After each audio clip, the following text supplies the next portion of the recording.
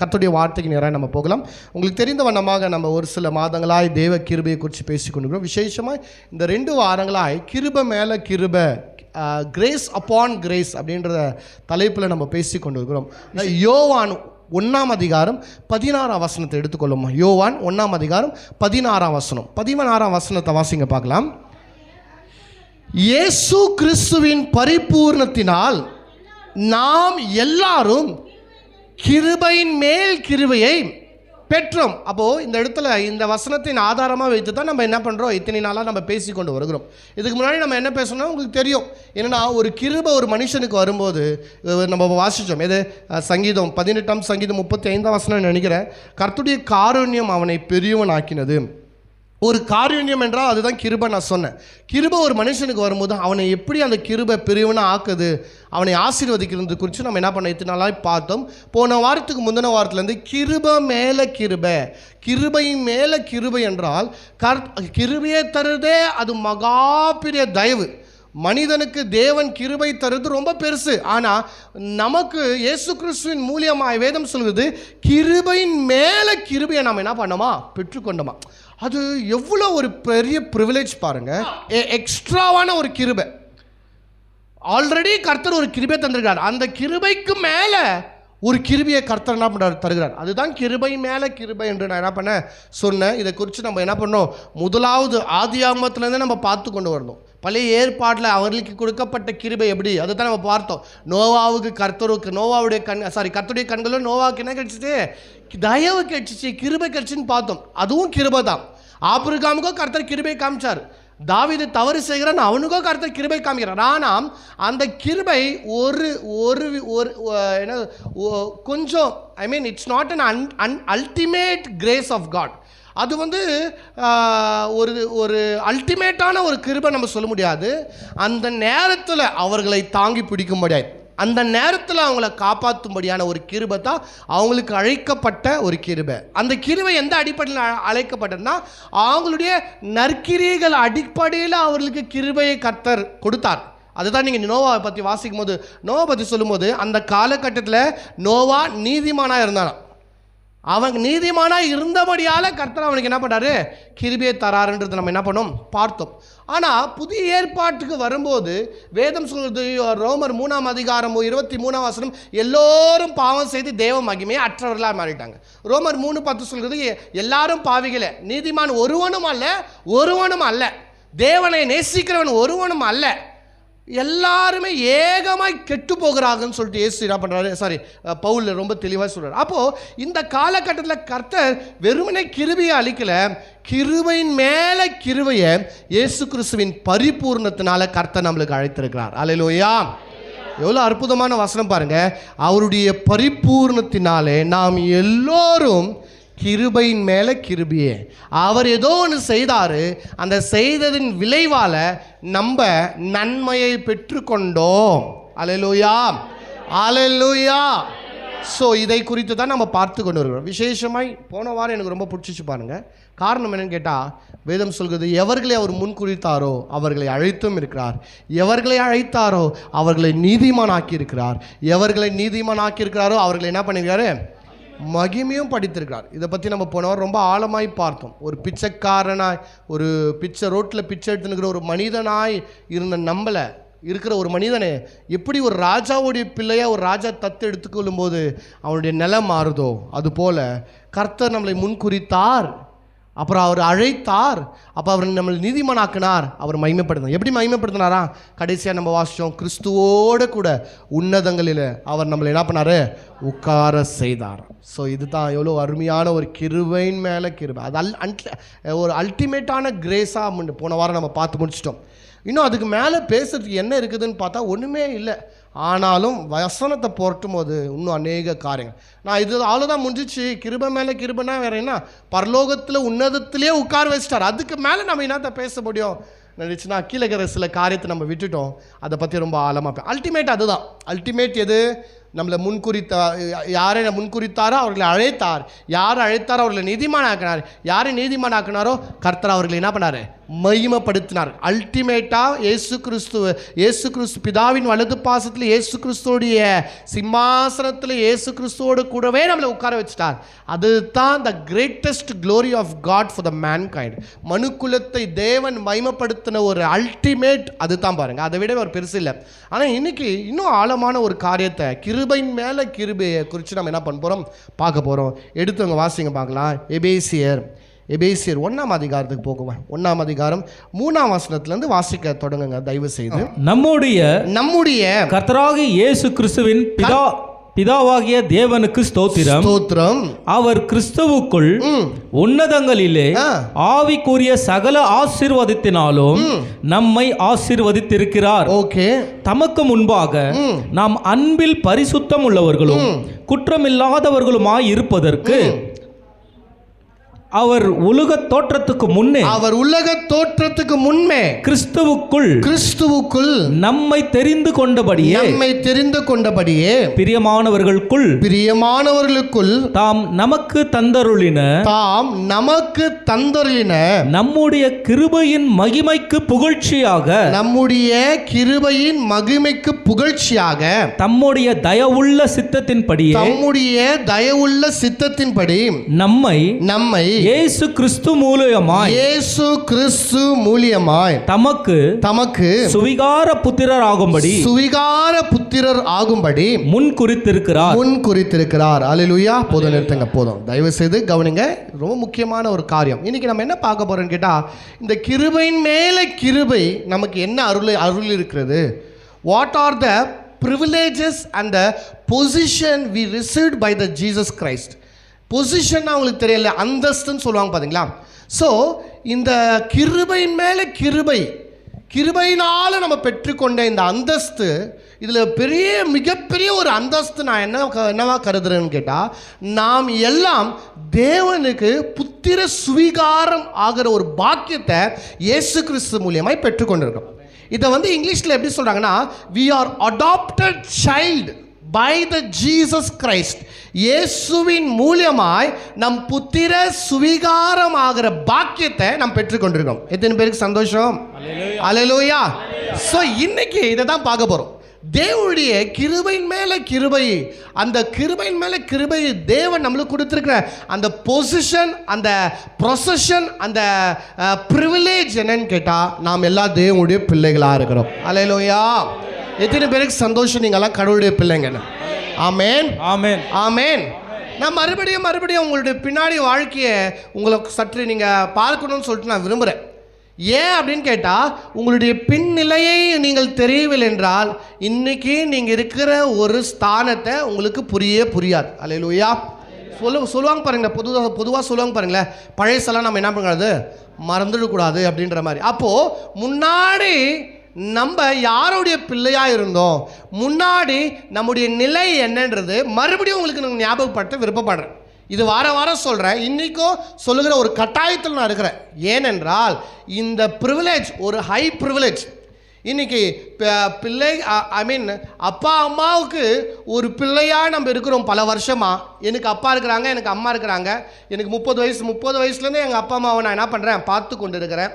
அதனால் எனக்கு அப்பா அம்மா இல்லாத கவலை எனக்கு பெருசாக தெரியாது. தெரியாது. ஆனால் பிறந்த உடனே நம்மளை தூக்கின்னு போய் நம்ம அப்பா அம்மா செத்துட்டாங்களோ இல்லை விட்டுட்டு போயிட்டாங்களோன்னு சொல்லிட்டு நம்மளை இட்டுன்னு போயிட்டு ஏதோ ஒரு அநாத ஆசிரமத்தில் விட்டுட்டு அந்த இடத்துல 100 பிள்ளைங்களோடு நம்ம என்ன பண்ணுறோம், வலுக்கப்பட்டு அங்கே பசிக்கு துணிக்கு எல்லாத்துக்குமே கஷ்டப்பட்டு நம்முடைய புத்தி தெளிஞ்ச வயசுலேருந்தே இந்த ஹாஸ்டல் வாழ்க்கை, பசி பட்டினியான வாழ்க்கை, ஆசைப்பட்ட துணியை போட முடியல, இப்படியாப்பட்ட ஒரு சூழ்நிலை இருக்கும்போது திடீர்னு அந்த பையனுக்கு ஒரு அப்பா அம்மா கிடைக்கும் போது, அந்த பையனுக்கு ஒருத்தர் அன்பு காண்பிக்கும் போது, அந்த பையனுடைய ஆசையெல்லாம் நிறைவேற்ற ஒரு அப்பா அம்மா இருக்கும்போது அவனுக்கு தான், அந்த குழந்தைக்கு தான் உண்மையாகவே தெரியும் அப்பா அம்மானா எவ்வளோ முக்கியம்ன்றது. எத்தனை பேருக்கு புரியுது? அப்பா அம்மானா எவ்வளோ முக்கியம், அப்பா அம்மா இருந்தால் என்னெல்லாம் பண்ணுவாங்கன்றது இருக்கும்போது நம்மளுக்கு அது பெருசாக தெரியாது. இல்லாத பிள்ளைகளுக்கு தான் அது ரொம்ப பெருசாக, ரொம்ப பெரிதாக இருக்கும் பாருங்கள். அப்போ புரிஞ்சுக்கங்க, இந்த பையன் இந்த மாதிரி பிள்ளைகளுக்கு தான் அப்பா அம்மாவுடைய அருமை ரொம்ப அதிகமாக தெரியும். ஏன்னா அதெல்லாம் இல்லாமலே, அதெல்லாம் பாக்கியம் இல்லாமலே அவங்க என்ன பண்ணுறாங்க, வாழ்ந்து கொண்டு வருகிறாங்க. இன்றைக்கி வெறுமனே நம்ம கடவுளுடைய பிள்ளை ஆகிட்டோன்னா அது ஒரு சிம்பிள் ஸ்டேட்மெண்ட் அல்ல. ஒரு சாதாரண ஒரு மனிதன் தேவனுக்கு பிள்ளையை எப்படி ஆக முடியும்? ஆகவே முடியாதுங்க, ஆக முடியாது. எப்படி ஆக முடியாதுன்னு கேட்டால், கடவுள்ன்றவரே வேற, நம்மளுன்றதே வேற. அவருடைய பரிசுத்தத்துக்கு நிகராக இந்த உலகத்தில் யாருமே இருக்க முடியாது. அவருடைய நீதிக்கு நிகராக இந்த உலகத்தில் யாருமே இருக்க முடியாது. அவருடைய அன்புக்கு நிகராக இந்த உலகத்தில் யாருமே இருக்க முடியாது. அவருடைய குமாரன் என்றால் அவர் ஒரே ஒருத்தர், இயேசு மாத்திரம்தான். பழைய ஏற்பாடில் அதனால தான் பாருங்க, கடவுளை யாருமே அப்பான்னு பெருதா யாருமே கூப்பிடல. கடவுளும் என்னுடைய பிள்ளைகள், என்னுடைய ஜனங்கள்னு படிச்சிருப்பீங்க நீங்கள். இவர்கள் என்னுடைய ஜனங்கள்னு போட்டிருப்பார். ஆனால் என்னுடைய பிள்ளைகள்னு சொல்லிட்டு அதிகமாக நம்மளால என்ன பண்ண முடியாது, பார்க்க முடியாது. ஏன்னா பழைய ஏற்பாட்டில் தேவனுக்கும் மனிதனுக்குமான உறவு எப்படி இருந்துச்சுன்னா, தகப்பன் பிள்ளைன்ற உறவு இல்லவே இல்லை. கடவுளும் அவருடைய ஜனமும் அவருடைய ஜனங்களும் அப்படின்னு தான் ஒரு கனெக்ஷன் இருந்ததை நம்ம என்ன பண்ணுறோம், பழைய ஏற்பாட்டில் பார்க்குறோம். அப்போது நம்ம நிலைமை எப்படி இருந்துச்சுன்னு கேட்டால், நம்ம புறஜாதிகள், நம்ம என்ன சொல்றோம்னா அநாதைகள்னு கூட சொல்லலாம். எப்படியாப்பட்டவங்களா நம்ம அநாதைன்னு கூட சொல்லலாம். அநாதையாக இருந்தபடியால தான் இந்த இடத்துல இங்கிலீஷ் பைபிளில் போட்டுக்கிறாங்க அடாப்டட் சன்னு போட்டுக்கிறாங்க. அடாப்டட் சன்னா தத்தெடுக்கப்பட்ட பிள்ளைகள். இன்னைக்கு நீங்களும் நானும் பிதாவுக்கு எப்படியாப்பட்ட பிள்ளைகள்னா பெற்ற பிள்ளைகள் அல்ல. நீங்களும் நானும் யாரு? பெற்ற பிள்ளைகள் அல்ல, தத்தெடுக்கப்பட்ட பிள்ளைகள். அப்போ பெற்ற பிள்ளை யார் என்றால் இயேசு கிறிஸ்து ஒருவர். அப்போ இதுக்கு சில பேர் கோவம், நாங்கள் இது தத்த பிள்ளையா, தத்த பிள்ளையா, சொந்த பிள்ளைன்னு சொல்லலாம், இல்லை தத்த பிள்ளைன்னு சொல்கிறாருன்னா என்னங்க லாஜிக்கான்றது வேண்டாம். கரெக்டாக பாருங்களேன், நம்மளை அவர் பெற்ற பிள்ளைகளா? அவர் நம்மளை பெற்ற பிள்ளைகளா? இல்லை, நம்மளை தத்தெடுத்தார். எப்படி தத்தெடுத்தார்? கிருபையினால நம்மளை தத்தெடுத்தார். அப்போ நம்மளை தத்தெடுத்தாங்க என்றால் நம்ம யாராக இருந்தோம்? யாரை தத்தெடுப்பீங்க நீங்கள் போயிட்டு யாருன்னா பணக்கார பிள்ளைகளை இதுக்கப்புறம் ரொம்ப அழகாக வெள்ளையாக வளர்த்துக்கிறீங்க, சேட்டுக்கார வீட்டில் போய்ட்டு ரொம்ப கொழுங்குது, இதுக்கப்புறம் இந்த பிள்ளையை நான் தத்தெடுக்கிறேன்னா கொடுப்பாங்களா உங்களுக்கு? யாருடைய பிள்ளைகளை நீங்கள் தத்தெடுக்க முடியும்? அநாத பிள்ளைகளை தான் தத்தெடுக்க முடியும். ஆதரவற்ற பிள்ளைகளை தான் என்ன பண்ண முடியும், நீங்கள் தத்தெடுக்க. யாருமே இல்லாத பிள்ளைகளை தான் தத்தெடுப்போம். அப்போ கடவுள் உங்களையும் என்னையும் தத்தெடுத்தார் என்றால் நம்ம எந்த நிலையில் இருந்தோன்றதை நீங்கள் கவனிங்க. அல்லேலூயா. அவர் வெறுமனை நம்மளை ரட்சிக்கலை, அவர் வெறுமனை நம்மளை பாவத்திலிருந்து காப்பாற்றலை, அவர் வெறுமனை பிசாசின் பிடிதலை விடுதலை ஆக்கலை. அவர் அநாதியாய் நின்ற நம்மளை இனிமேல் நீ அநாத அல்ல, என்னுடைய தத்தெடுக்கப்பட்ட முத்து பிள்ளை என்று கர்த்தர் சொல்லுகிறார். அல்லேலூயா, அல்லேலூயா. இப்போ பாருங்களேன், இப்போ வாசிச்சு பாருங்களேன், 4ஆம் வசனத்துலேருந்து வாசிக்கலாம். 4 இல்லை 5 வாசிங்க. பிரியமானவர்களுக்குள் கவனிங்க, பிரியமானவர்களுக்குள் தாம் நமக்கு தந்தருளின, பிரியமானவர்களுக்குள் தாம் நமக்கு தந்தருளின தம்முடைய கிருபையின் மகிமைக்கு புகழ்ச்சியாக, தம்முடைய கிருபையின் மகிமைக்கு புகழ்ச்சியாக, தம்முடைய தயவுள்ள சித்தத்தின்படியே நம்மை இயேசு கிறிஸ்து மூலியமாய் தமக்கு சுவிகார புத்திரராகும்படி, இயேசு கிறிஸ்து மூலியமாய் பிதாவுக்கு சுவிகார புத்திரர் ஆகும்படி முன் குறித்திருக்கிறார். அல்லேலூயா, அல்லேலூயா. எவ்வளவு அருமையான ஒரு வார்த்தை பாருங்க. இயேசு கிறிஸ்துவுக்குள் அவருக்கு, யாருக்கு? பிதாவுக்கு சுவிகார புத்திரராய் ஆகும்படிக்கு முன்குறித்திருக்கிறார். இது எப்படி முன்குறித்தார் என்றால், 5ஆம் வசனத்தின் ஆரம்பத்தில் பிரியமானவர்களுக்குள் அந்த வார்த்தையை நம்ம என்ன பண்றோம், வாசிக்கிறோம். பிரியமானவர்களுக்குள் தாம் நமக்கு தந்தருளின அப்படின்ற வார்த்தை இங்கிலீஷ் தமிழ்ல உபயோகப்படுத்துறாரு. தந்தருளின தம்முடைய கிருபையின் மகிமைக்கு, என்னவா, பிரியமானவர்களுக்குள் தாம் நமக்கு தந்தருளின அப்படின்ற வார்த்தையை நம்மளுக்கு பெருசா ஒன்றும் புரியல பாருங்க. ஆனா இங்கிலீஷ்ல எப்படி போட்டுருக்காங்கன்னா, he has accepted us இந்த பிலவட்ஸ் அப்படின்னா அவருக்கு பிரியமானவர்களோட கூட நம்மளையும் அவர் சேர்த்துட்டாராம். எத்தனை பேருக்கு புரியுது? அங்க என்ன பண்ணுறாங்க? பிரியமானவருக்குள் தாம் தந்தொருளின தம்முடைய கிருபையை போதும் அவருடைய பிரியமானவருக்குள் நமக்கு தந்துள்ள அவருடைய கிருபை அப்படின்னு சொல்றாங்களே. இதை மறுபடியும் உங்களுக்கு புரிய வைக்கிறேன், தயவு செய்து நீங்கள் புரிந்து கொள்ளுங்க. இதில் ஃபர்ஸ்ட் பாயிண்ட்டை நம்ம பார்க்குறது என்னன்னு கேட்டால், கர்த்தர் என்ன செய்தாருன்னு கேட்டால், உங்களை பிள்ளையாக ஆக்குற அந்த கான்செப்ட் எப்படி கொண்டு வராரு பாருங்க. அவருக்கு பிரியமான யாரு? அவருக்கு பிரியமான பிதாவுக்கு பிரியமானவர் யாரு? உண்மையாவாயும் கரெக்டாக சொல்லுங்க. பிதாவுக்கு பிரியமானவங்க யாரு? இயேசு. இப்போ என்ன சொல்றாருன்னா, அவருக்கு பிரியமானவர்கள் யாரு? பிரியமானவர் இயேசு. இங்கிலீஷ்ல சொல்றது he has accepted us in என்ன போட்டுக்கிறாங்க? in the beloved. நம்ம எல்லாரையும் அவருடைய பிரியமானவருக்குள்ள சேர்த்துக்கினார் என்றால், இப்போ பிதாக்கு இயேசு மாத்திரம் பிரியமானவர்கள் அல்ல, அவரோடு இணைக்கப்பட்ட நம்மளும் பிரியமானவர்கள். ஹல்லேலூயா, ஹல்லேலூயா. எத்தனை பேருக்கு சந்தோஷம்? ஆமென். இப்போ இயேசு கிறிஸ்துவுக்குள்ள அவருக்கு பிரியமானவர்கள் கூட நம்மளையும் அவர் சேர்த்துட்டார். ஹல்லேலூயா சொல்லுங்க. அவருக்கு பிரியமானவரோட என்னையும் அவர் சேர்த்துட்டார். ஆதலால் நானும் அவருக்கு பிரியமானவன். சொல்லுங்க, நான் கடவுளுக்கு பிரியமானவன். பக்கத்தில் பார்த்து சொல்லுங்க, பக்கத்தில் சொல்லுங்க, நீங்க தேவனுக்கு பிரியமானவங்க. சரி, அப்போ இயேசு கிறிஸ்துவின் மூலியமா நம்ம தேவனுக்கு பிரியமானவர்களாக இருக்கும். ஹல்லேலூயா. நீங்க இதை பற்றி நீங்க ரோமர் 1ஆம் அதிகாரத்தில் கூட வாசிச்சு பாருங்க. பிரியமானவருக்குள் மறுபடியும் அங்கேயும் வருது, அங்கேயும் நம்ம பார்க்கலாம் பாருங்க. ரோமர் தமிழில் எங்கே வருதுன்னு தெரில, ஆனால் இங்கிலீஷில் வந்து 7ஆம் வசனம் வருது. 4 வாசிங்க பார்க்கலாம். இயேசு கிறிஸ்துவின் ஊழியக்காரனும் அப்போஸ்தலனும் ஆகும்படி அழைக்கப்பட்டவனும் தேவனுடைய சுவிசேஷத்திற்காக எடுக்கப்பட்டவனும் ஆகிய பவுல் ரோமாபுரியில் உள்ள தேவ பிரியரும்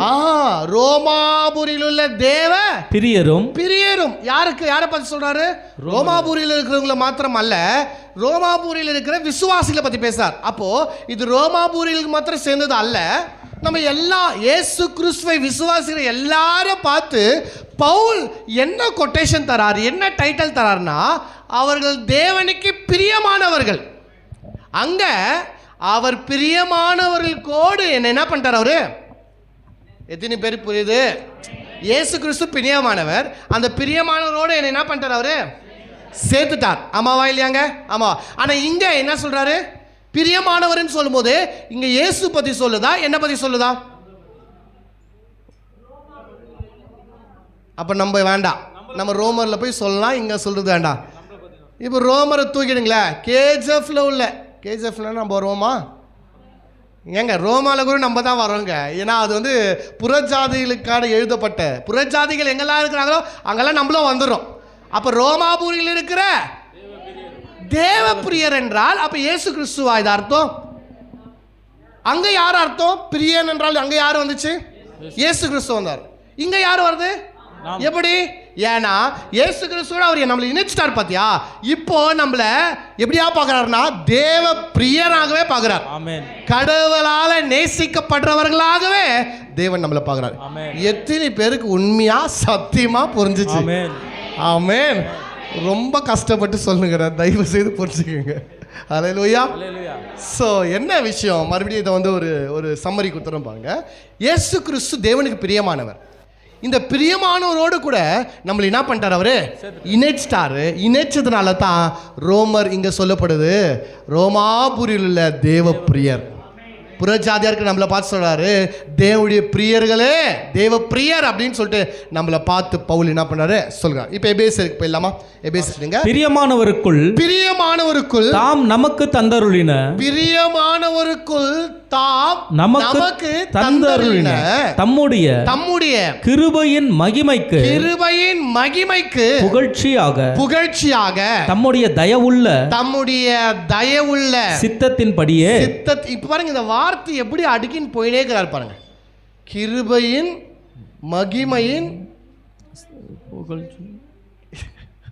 மகிமைக்கு புகழ்ச்சியாக தம்முடைய தயவுள்ள கிருபையின் மகிமைக்கு புகழ்ச்சியாக. கிருபையின் மகிமைக்கு புகழ்ச்சியான உங்களுக்கு புரியுதா? கிருபையின் மகிமைக்கு புகழ்ச்சியாக. யாருடைய மகிமை? தேவனுடைய மகிமைக்கு புகழ்ச்சியாக. கிருபை, அவர் கிருபை கொடுத்தாரு பாத்தீங்களா? அந்த கிருபை கொடுத்ததுனால அவருடைய மகிமைக்கு புகழ்ச்சியாக தம்முடைய தேவனுடைய தயவின்படி சித்தத்தின்படி நம்மை இயேசு கிறிஸ்து மூலமாய். இப்போ கடவுளுடைய மகிமையின் புகழ்ச்சி எப்போ வருதுன்னு கேட்டா, கடவுள் எப்போ ரொம்ப உயர்ந்தவரா ஆவறார் என்றால், இன்னைக்கு நம்ம என்ன நினைக்கிறோம்னு கேட்டா, கடவுளாய் இருக்கும்போது, கடவுள் யாருமே கிட்ட சேர்க்காம தூரம் வைக்கும்போது அதுதான் பவர்ஃபுல்லான காடு அப்படின்னு நம்ம நினைக்கிறோம். இல்லை, கடவுள் எப்போ பவர்ஃபுல் ஆகிறாரு என்றால் அவர் எல்லாரையும் சேர்த்துக்கிறாரு பார்த்தீங்களா? அப்போ தான் ஒரு உண்மையான கடவுள். கடவுள் என்றால் எல்லா மொழிகளுக்கும், எல்லா ஜாதிகளுக்கும், எல்லா மதத்துக்கும் அப்பாற்பட்டவர். ஆமாவா இல்லையாங்க? தேவன் ஒருவரை சேர்த்துக்கொள்ள மாட்டார் என்றால் அவர் கடவுளே இருக்க முடியாது. ஆனால் இங்கே கடவுளுடைய மகிமைக்கு புகழ்ச்சி எப்போ வருதுன்னு கேட்டால், அவருடைய தயவின்படி, அவருடைய சித்தத்தின்படி நம்மளை என்ன பண்றாரு? அவரு இயேசு கிறிஸ்துவின் மூலமாய் தமக்கு புத்திர சுவிகாரன் ஆக்கும்படி நம்மளை முன்குறித்தார். பாத்தீங்களா? முன்குறித்ததுனால தான் அவருடைய மகிமை புகழப்படுது. அல்லேலூயா. நீங்களும் நானும் கடவுளை ஆராதிக்கிறோம் என்றால், அவரை துதிக்கிறோம் என்றால் என்ன? எதற்காக? அவர் நம்மளை போட்டு நசுக்கினாரு, அதனாலயா? அவர் நம்மளை வாழ விடாம நம்ம வாழ்க்கை நாசனம் பண்ணாரு, அதனாலயா? இல்ல, அவர் என்னை பிள்ளையாய் ஏற்றுக்கொண்டபடியால தான் அவருடைய சமூகத்தில் வந்து கர்த்தரை நம்ம ஆராதிக்கிறோம். அவர் என்னை ஏற்றுக்கொண்டார், அவர் எனக்கு நல் வாழ்க்கையை தந்திருக்கிறார், அவர் என்னுடைய தேவனா இருக்கிறார், அவர் என்னை பாதுகாக்கிறார் என்ற அறிவு நம்மளுக்கு இருக்கிறபடியால் தான் கர்த்தருடைய சமூகத்தில் வந்து கர்த்தரை நம்ம இன்னைக்கு ஆராதித்து கொண்டிருக்கிறோம். அல்லேலூயா. அப்போ எவ்வளோ ஹை ப்ரிவிலேஜ் பாருங்க, நம்ம பெற்றுக்கொண்ட ப்ரிவிலேஜ். என்ன சொல்றாருன்னு கேட்டா, இன்னைக்கு உங்களை எங்கேயோ இருந்த உங்களை பிள்ளைகளாய் ஆகும்படி, புத்திர சுவீகாரனாய் ஆக்கும்படி அவர் என்ன பண்ணியிருக்கிறார் என்றால் உங்களை முன் குறித்திருக்கிறார். கர்த்தர் என்ன பண்ணாருன்னு கேட்டா, தத்து எடுத்திருக்கிறார். தத்தெடுத்து இன்னைக்கு அவருடைய பிள்ளையா என்ன பண்ணிருக்கார்? மாத்திருக்கிறார். இப்போ தத்தெடுத்த உடனே அவருடைய பிள்ளையா ஆனாலும், இந்த தத்து பிள்ளை என்றாலே நம்ம எல்லாருக்குமே எப்படி இருக்குன்னு கேட்டால், ஒரு சொந்த பிள்ளை இருக்கிறாங்க, ஒரு தத்து பிள்ளை இருந்தாலும் கண்டிப்பாக இவங்களுக்குள்ள ஒரு வேற்றுமை இருக்கும். அம்மாவா இல்லையாங்க? எவ்வளோ நல்ல அம்மா அப்பாவாக இருந்தாலும் இவங்கள பார்க்குறது, இவங்களுக்கு நல்ல துணி வாங்கி தருவாங்க, நல்ல ஒரே மாதிரி சாப்பாடு போடுவாங்க, எல்லாம் ஃபைன். ஆனால் ஏதோ ஒரு விஷயத்தில் இவங்க என்ன பண்ணுவாங்கன்னா, தன் சொந்த பிள்ளைகளுக்கு ஏதாச்சும் கொஞ்சம் எக்ஸ்ட்ரா பண்ணிவிடுவாங்க, தன் சொந்த பிள்ளைகளை கொஞ்சம் ஸ்பெஷலாக பார்த்துருவாங்க. அது வந்து மனசுக்குள்ளே கண்டிப்பாக இருக்க ஒரு மூலையில், இது வந்து எனக்கு பிறந்த பிள்ளை இல்லை, நான் தத்தெடுத்த பிள்ளைன்றது எங்கன்னா கண்டிப்பாக என்னது அது இருக்கும். அது வந்து காமனான ஒரு மனிதனாக இருந்தால் உலகத்தில் வந்து இதெல்லாம் யதார்த்தமான ஒன்று. என்னென்னா, தத்து பிள்ளை ஒரு மாதிரி, பெத்த பிள்ளை ஒரு மாதிரி பார்க்குறது அது வந்து ரொம்ப வழக்கமான ஒன்று. இந்த கான்செப்டில் தான் அநேக பேர் என்ன நினைக்கிறாங்கன்னா, நம்ம ஜஸ்ட்டு தத்து பிள்ளை தானே, அப்போ கடவுள் நம்மளை தத்து பிள்ளையாய் பார்க்குறார் என்றால் அது தான் இல்லை. நல்லா புரிந்து கொள்ளுங்க. இயேசு கிறிஸ்து பிதாவுடைய சொந்த பிள்ளையாக இருந்தாலும், நம்ம அவருக்கு தத்து பிள்ளையாக இருந்தாலும், இன்னைக்கு இயேசு கிறிஸ்து எப்படி பிதா பார்க்குறாரோ அதே போல தான் உங்களையும் என்னையும் பார்க்குறாரு. இது நியாயம் இல்லை. ஆமாம் தானே? இயேசுவையும் உங்களையும் ஒரே இடத்துல வச்சு பார்க்குறது நியாயமே இல்லை. நம்மளை கொஞ்சம் கம்மியாக வச்சு, அவரை வந்து கொஞ்சம் மேலே உட்கார வச்சு எனக்கு கொஞ்சம் கீழே உட்கார வச்சு எனக்கு ஒன்றும் பரவாயில்ல, ஒன்றும் பிரச்சனை இல்லை. சொத்தை பிரிக்கும் போது அவருக்கு கொஞ்சம் எக்ஸ்ட்ரா கொடுத்துட்டு, நான் என்னை தத்து தானே எடுத்தாரு, கொஞ்சம் கொடுத்தாலே எனக்கு போதும். ஆனால் கர்த்தர் அப்படி பார்க்குறது இல்லை பாருங்கள். எப்படி பார்க்குறாரு வாசிங்க, ஒரு வசனத்தை வாசிக்கிறேன் பாருங்க. ரோமர் திருப்புங்க, ரோமர் 8ஆம் அதிகாரத்துக்கு போங்க பார்க்கலாம். ரோமர் 8ஆம் அதிகாரம் 17ஆம் வசனத்தை பாருங்களேன். 16லேருந்தே வாசிங்க. ரோமர் 8:16. நாம் தேவனுடைய பிள்ளைகளாய் இருக்கிறோம் என்று. என்னங்க, நம்மளாம் யாராங்க? தேவனுடைய பிள்ளைகளாய் இருக்கிறோம் என்று ஆவியானவர் தாமே நம்முடைய ஆவியுடனே கூட சாட்சி கொடுக்கிறார். இப்ப எத்தனாவது வசனம் வாசிச்சீங்க? 16. 15 வாசிங்களேன். அந்தபடியே திரும்பவும் பயப்படுகிறதற்கு நீங்கள் அடிமைத்தனத்தின் ஆவியை பெறாமல் அப்பா பிதாவே என்று கூப்பிட பண்ணுகிற புத்திர சுவிகாரத்தின் ஆவியை பெற்றிருக்கிறீர்கள். இப்ப இங்க மறுபடியும் அந்த வார்த்தை வருதா? என்ன ஆவியை பெற்றுக்கொண்டுமா? புத்திர சுவிகாரத்தின் ஆவியை. இந்த புத்திர சுவிகாரத்தின் ஆவியை பெற்றுக்கொண்டு நம்ம என்ன பண்ண முடியுமா? அவரை அப்பா பிதாவே என்று கூப்பிடலாமா?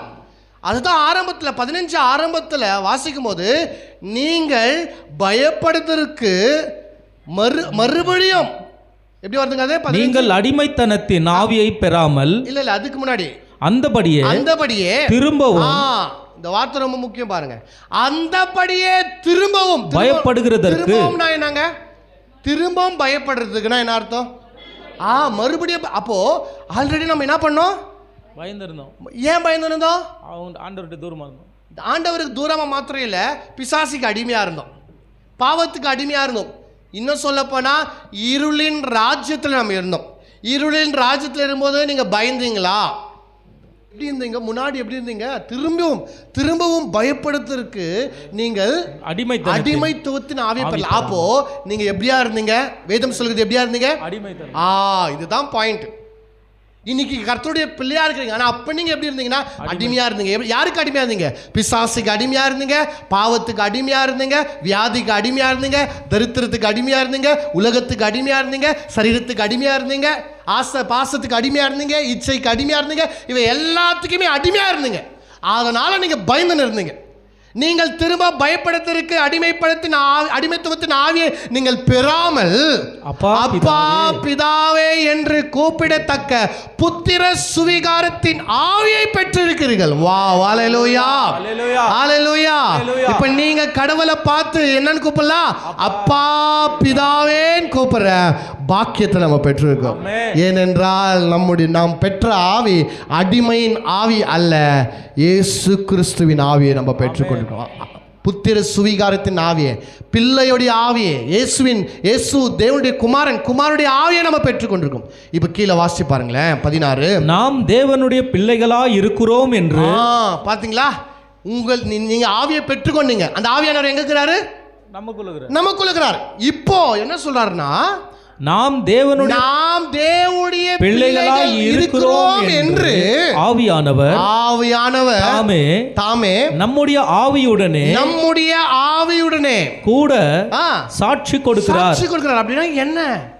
உள்ள வந்து நீ பிசாசி புள்ள, நீ சரியில்லை, நீ அப்படி யாரும் உங்ககிட்ட பேசின்னு இருக்க மாட்டாங்க.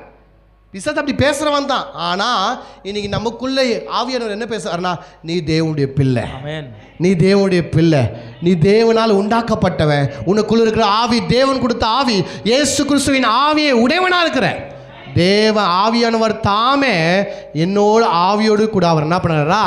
சாட்சி கொடுக்கிறவரா இருக்கிறார். அல்லேலூயா. இப்ப கீழே வாசிங்க. முடியல. நாம் பிள்ளைகளானால் சுதந்திரமாவே. இப்போ வந்துச்சு பாத்தீங்களா உங்க கன்க்ளூஷன்?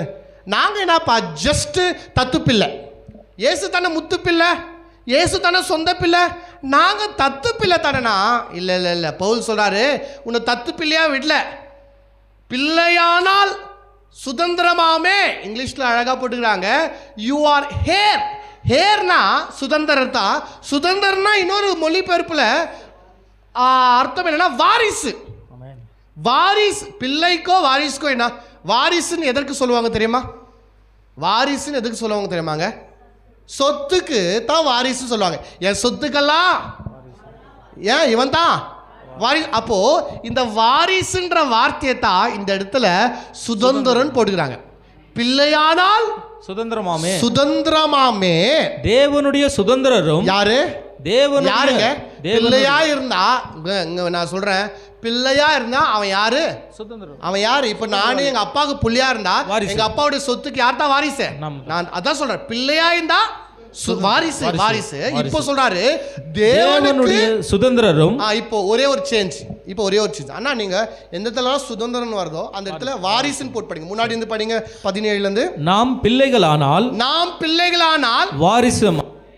வாரிசாமே நாம் பிள்ளைகளானால் வாரிசாமே தேவனுடைய வாரிசும் கிறிஸ்துவுக்கு உடன் வாரிசுமாமே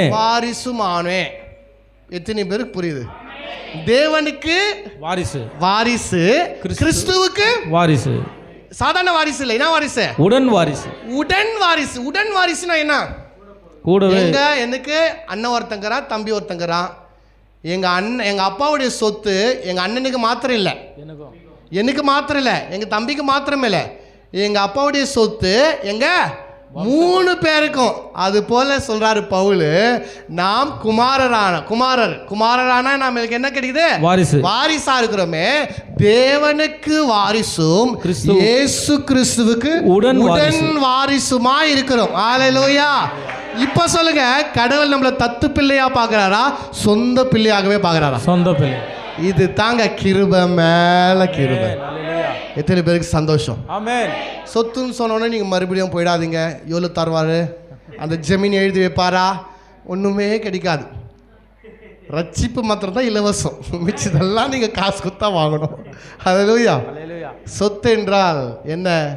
எபேசியர் வாசிங்க. எபேசியர் 1:3. எபேசியர் 1:3. நம்முடைய கர்த்தராகிய இயேசு கிறிஸ்துவின் பிதாவாகிய தேவனுக்கு ஸ்தோத்திரம்.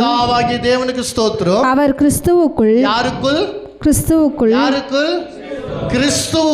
உன்னதங்களிலே ஆவிக்குரிய சகல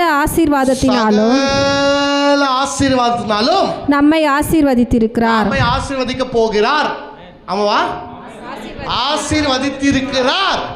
அப்போ இயேசு கிறிஸ்துவுக்கு பிதாவுக்கு நம்ம சுதந்திரம்னா, இயேசு கிறிஸ்து உடன் சுதந்திரம்னா நமக்கு என்ன கிடைக்கும்?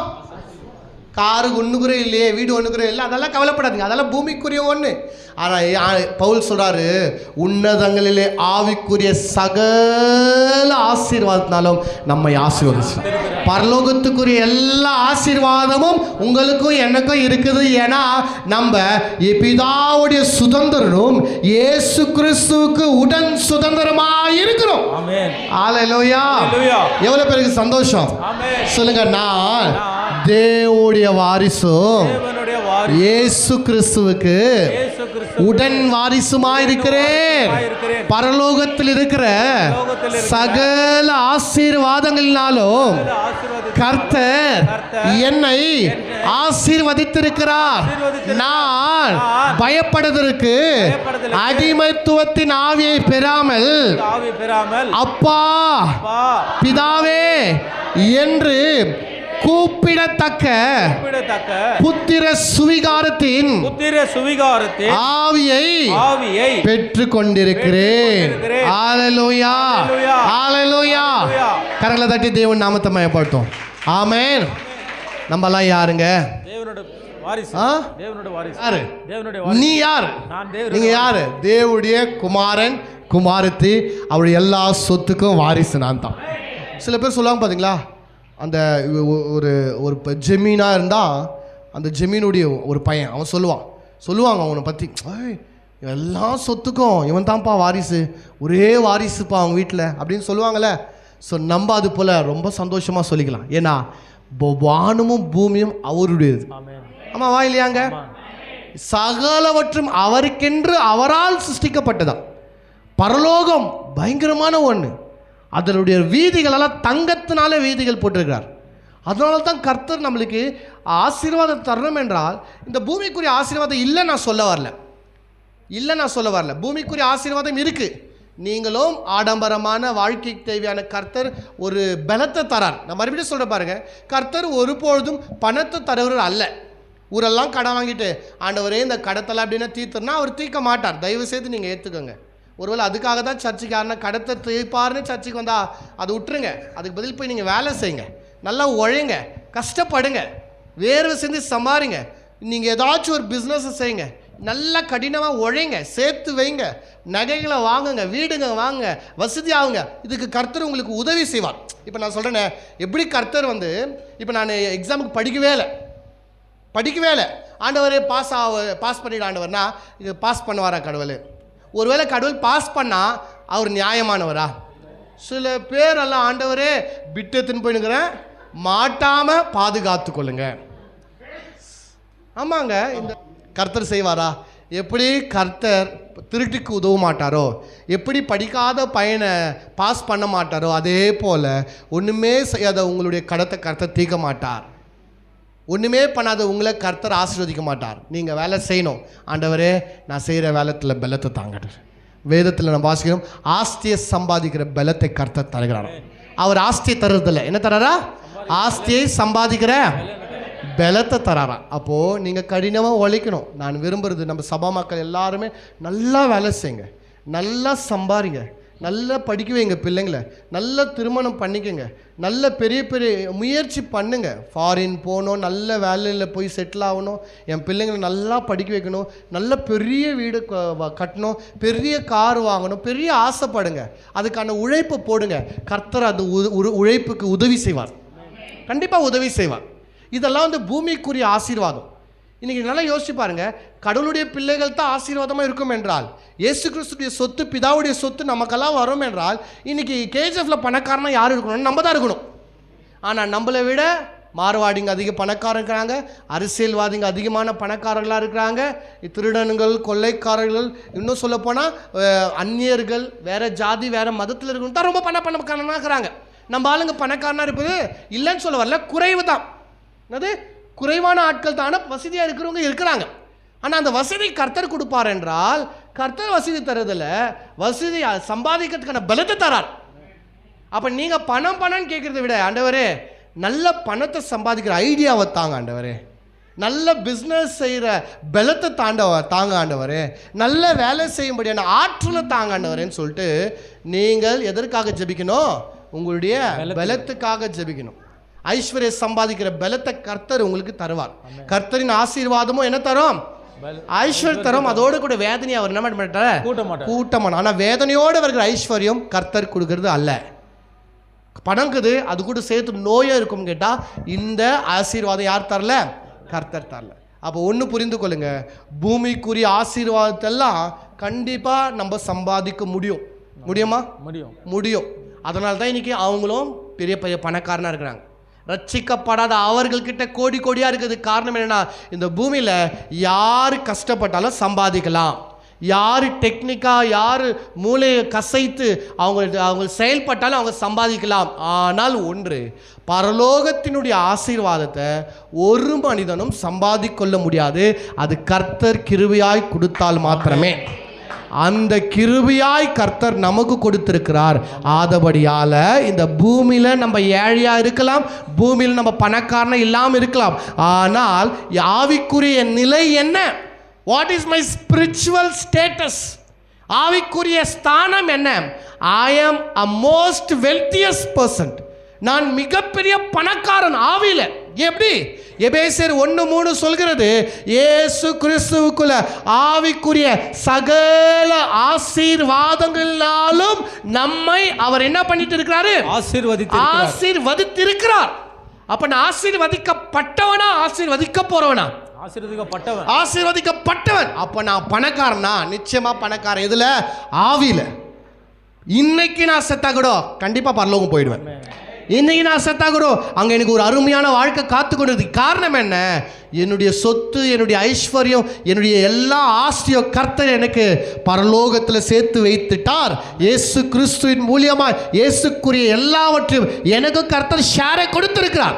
அதுதான் சொல்றார், உன்னதங்களில் ஆவிக்குரிய சகல ஆசீர்வாதங்களாலும் நம்மை எல்லாரையும் அவர் ஆசீர்வதித்திருக்கிறார்.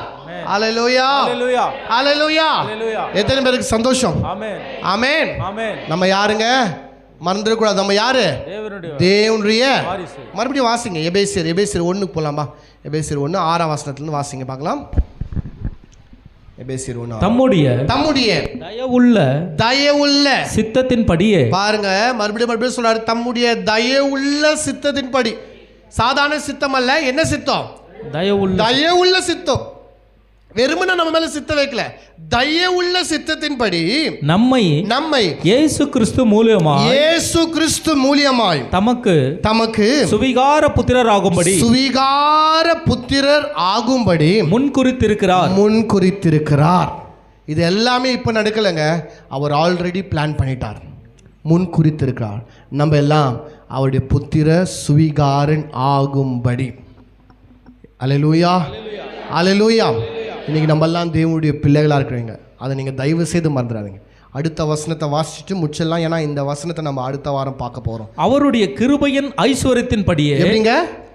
அவருடைய கிருபையின் ஐஸ்வர்யம். சாதாரண கிருபை இல்லை, கிருபையின் ஐஸ்வர்யத்தின்படியே இவருடைய இயேசுவுடைய இரத்தத்தினாலே பாவ மன்னிப்பாகிய மீட்பு இவருக்குள் இயேசு கிறிஸ்துவுக்குள் நமக்கு உண்டாயிருக்கிறது. அல்லேலூயா.